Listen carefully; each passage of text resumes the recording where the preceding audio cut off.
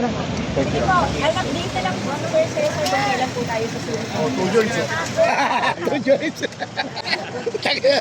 Ayos yun. Opo, salamat pa, Yorme. Okay. Maraming salamat.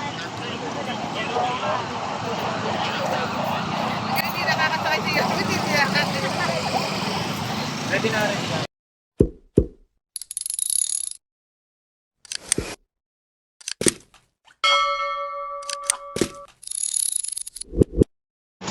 Ito yung tulay na wini-welding. Ito. I-welding kasi to. Kasi ito yung ninanakaw.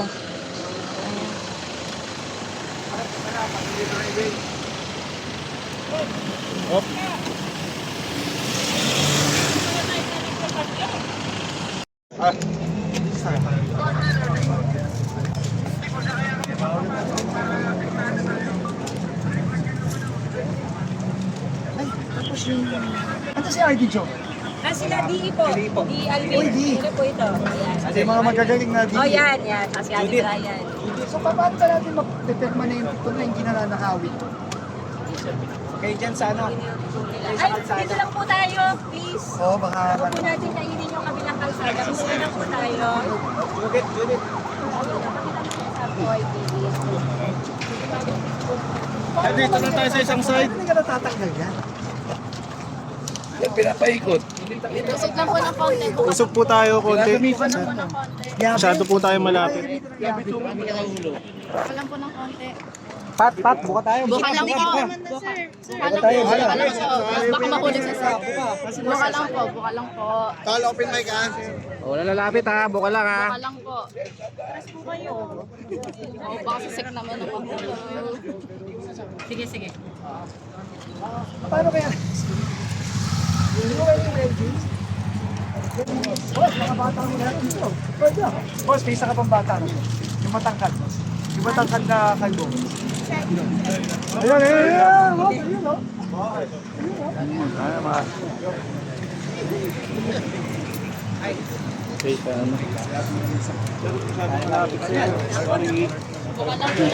Sir, isang side lang tayo. Para na Mike, mamaya na Mike. Wala pa pinag-uusapan, mga kapatid. Boss, sinasabi ko lang, ano ba pwede natin gawin para hindi naman sige na, iyabi ko ang budoto ko. Sabi ko, hindi ba pwede yung welding na lang ko? Sir, atras tayo. Ito, mahinto, boss. Let's down ng konti. Sabi ko,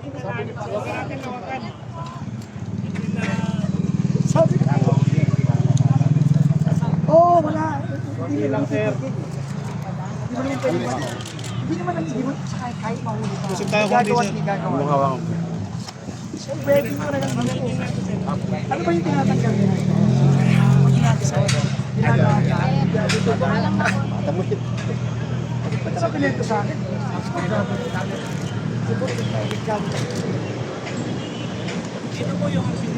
Tapos hindi ba ito pwedeng ganyan ang kasi sa gabi. Meron ba itong reflector? Hindi ito, hindi ba pwedeng gawin reflector eyes? Yan, lagyan nyo kuryente.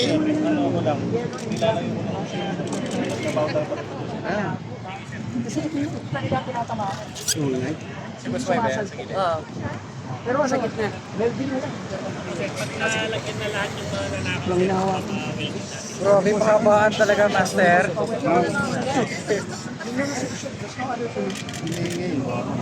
Ano ba pwede bantayan ito 24/7? Security guards. CCTV, sir. Inspection lang ata. Ay, ano ba?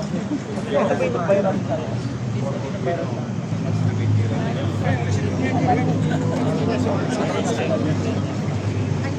Pero hayop yung pasensya. Sabi sa akin yung COS, pinadahan daw. Kaya tapos, pag hindi ka natanggal, babalik ka. Ayun na. Okay, boss. Thank you sa inyo. Oo, boss. Boss. May 110 pieces in drama. Over na how many years?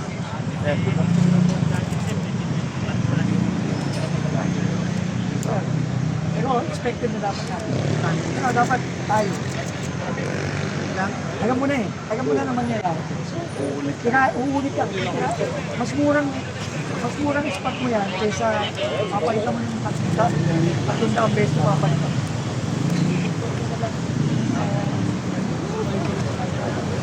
Tatagal naman sa'yo, tatagal naman yan. Wala ka na sa DPW, hindi pa kasi natin. Tapos boss, kaya tayo sunod ako. Aming 30, sir. NFB. Well, kailangan naman, baka naman kaya earn. Agahan natin. Sige po. Yes, sir. Schedule po natin. Patong bomba na ko. Pero at least, tatlo, may imbag. Yung isa nga nakakatulong.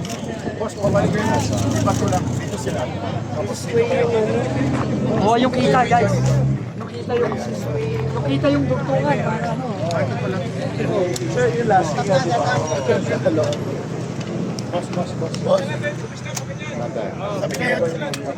Doon sila madalin. Wala tayong angulo na. Ito na lang. May. Mike. Dito ka. Dito na kami, ma'am. Layo nyo na lang po. Yung cellphone ha. Lalapit, ayun na konti. Lalapit. Lahat po. Sorry. Nakikipo. Nung tumarius sa aksidente, kawawa na yung mga na-aksidente. Yan na ba? Madami na. Madami naman nga. Huwag mo dasan. Ang problema gan talaga, ang report din sa amin ng city, since 2021, sa record pa gan ng DPWH yun, laging nananakaw yung mga safety rating natin. So, sabi naman namin, sabi nga si Orme, common sense yan naman sabi ko o di welding na lang natin para hindi na manakaw. Diba? Kasi dinadahan-dahan yung paglulusen nung nung mga rigging. Anong way set? Paano nila nakukuha? Yabe tubo daw, sabi Yabe. niya. Yabe tubo, Sinatsagaan talaga. sinatsagaan. Kasi hindi madali Nakita mo naman, talagang solid, di ba? Pero talagang dinadaan siguro, mga ilang araw nilang dinadaan-daan, paggabi, hindi sila nakikita. Tapos pag maluwag na, yun na, matanggalin na. So, ingenuity ang tawag yun. Abilidad. Makabilidad talaga ang Pilipino no? Pero, ang solusyon na doon, sabi nga ni Orme, na gagawin na namin ngayon, may bago tayong district engineer, si District Engineer Alvin. May welding na lang. Wala na tayong ibang solusyon, yun na lang. May timeline ba tayo, sir? Ngayon na, magpapagawa ko na ngayon. Mayor, ito sinasabi mo na fast track na DPWH. Ito na po ba yun? Kaya yung sinasabi ko sa iyo noong isang araw na tinatanong ko, DPWH is into it, especially Secretary Dixley. So now, we would like to thank the DPWH na tinugunan agad yung kaligtasan ng aming mga nagalusot ng Maynila at saka yung mga tumatapos dito. Remember, this is a bypass road going to San Juan and Quezon City. Usually, Aurora ka nung araw, doon sa lugar mo pa, nanandaan. But this is a very important bypass road. So a lot of vehicles passing through this bridge. And safety of people who's driving is the utmost concern of the city government. Natutuwa naman talaga kami kay Secretary Vince, kila D, na ikinabit. Tapos lalagyan pa ng mas magandang kapit. Kapit na to, Pat. Pag yun natanggal pa, Yormin. Ibang klase na yun. Concern ko lang, babala sa mga junk shop na namimili ng mga ng DPWH dito sa Maynila. Ay, nako, generally, not only to DPWH property, no? Ang isang nakaw na gamit ay pag pinili, may batas na nagsasabi yung anti-fencing. Mabigat po ang kaso noon. Hindi lang po magnanakaw ang kinakasuhan, pati po yung bumili. Mano pa yung pandagdag sa bigat kung ito'y property ng pamahalaan. Remember, all this is infrastructure, materials installed in public places done by government is pag-aari ng pamahalaan. Kaya mag-iingat sila. Hindi araw-araw pasko sa magnanakaw. May pasko rin sa pulis. Yun, dapat matakot sila kay Yorme kasi pati yung liability sa mga na-aksidente dito pwede sila makakasunod. Pwede. Kaya ako matakot kasi nga. By the way, Yorme, nagpadagdag din tayo ng reflectorized na pintura. Gago na yung area na madagas na talagang na ano, para paggabi talagang may added safety measure pa natin. So gagawin na rin yun ngayong araw. Sec, Mayor, context lang. Kumusta yung integrity ng bridge? Gano'n na ba ito katagal? Ano na to, siguro mga 15, a little less than 20 years. Okay. So okay pa naman po siya? Interlink, naalala mo naman. Tapos, through the years, katulad yan nakikita yung Skyway. Sir, So, malaking bagay talaga to para sa Maynila. Kasi nakaka-access kami northern part of Metro, southern part of Metro through this. Lalo pa yung ginagawa dyan, tutungan, yung Middle City Skyway. Ibig sabihin, kung dati-rati east-west lang yung aming Skyway, meron kami north-south. So, napakalaking bagay itong mga bridges, mga katulad itong Biata, Skyways, kasi makakadagdag to sa solusyon sa traffic. Tsaka ulitin ko lang, no? Tungkol naman sa mga bridges, yung integridad ng mga bridges, ang kabihin-bihin ni PBBM, talagang kailangan i-evaluate natin. Kasi marami sa mga bridges, hindi lang sa Metro Manila, kundi sa buong bansa. Yung ginawa nyo sa Dimasalam, Oo. lately. Kailangan talaga yan, i-review, i-check, tapos kung kinakailangan na, i-retrofit yan.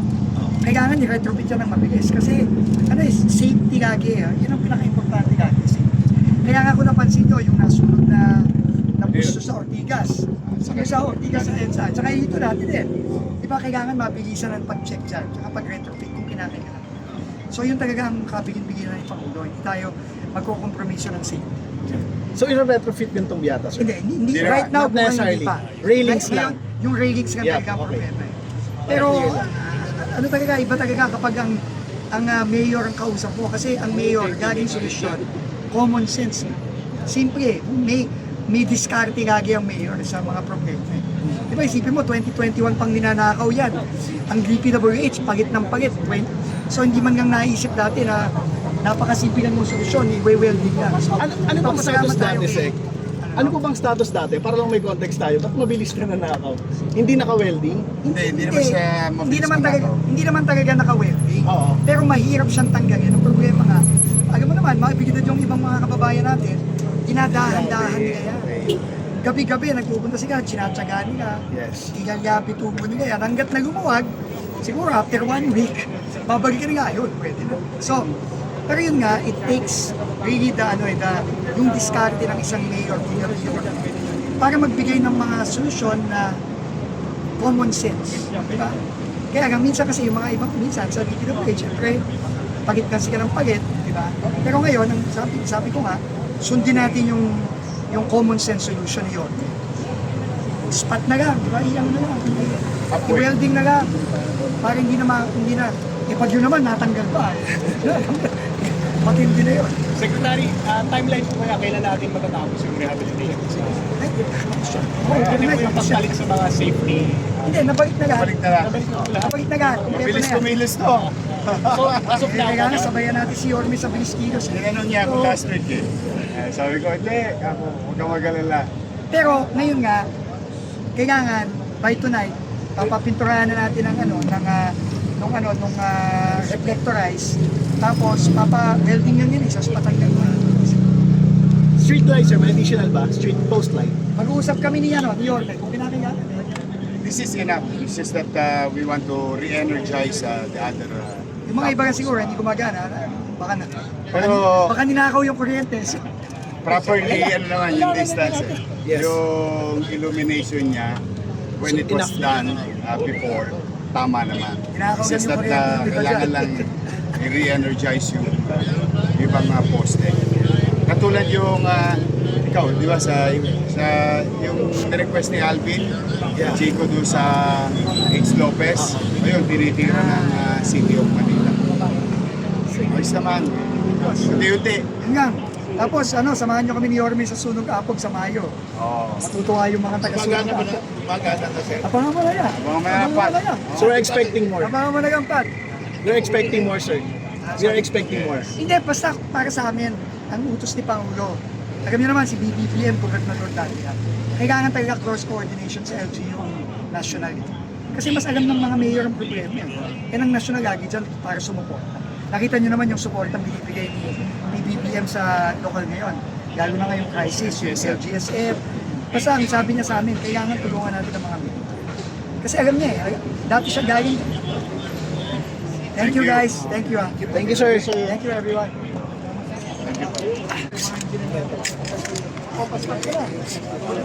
Parang naligo. Ang ganito boss, yung Top Avenue tapos na. Dapat nga puntahan natin yung Yorme yung Top Avenue mo. Boss, ilang taon nakating kayo? Ilang taon? Galit na galit yung Madrid. Ano siya kayo? Santa Isabel. Santa Isabel, galit na galit yung Madrid. Hindi man, hindi tapat. Nakita mo yung ginagawa namin sa City Hall? Yung basketball. 1 week. 1 week, 20 meters. Tapos yung Ross Boulevard, pag natapos yun.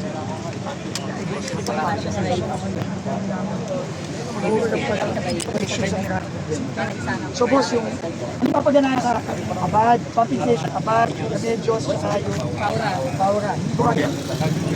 Papaganahan natin. So, dapat kasama kami ni Mayor. Kasi magtatagpo natin, kailangan makita ng mga taga-Manila. Pwede na. Pag-improve mo konti. Yung ano ba?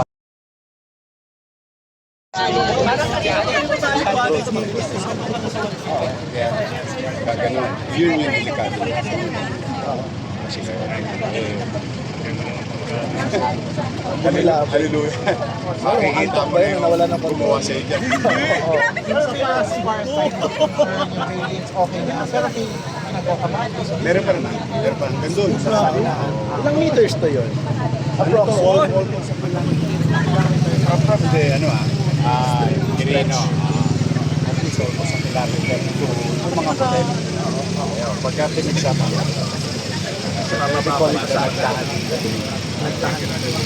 Mas kilala siya ng ano. Oh yeah, right. Exactly. Yung pa yung nakalagay dito sa... Yun.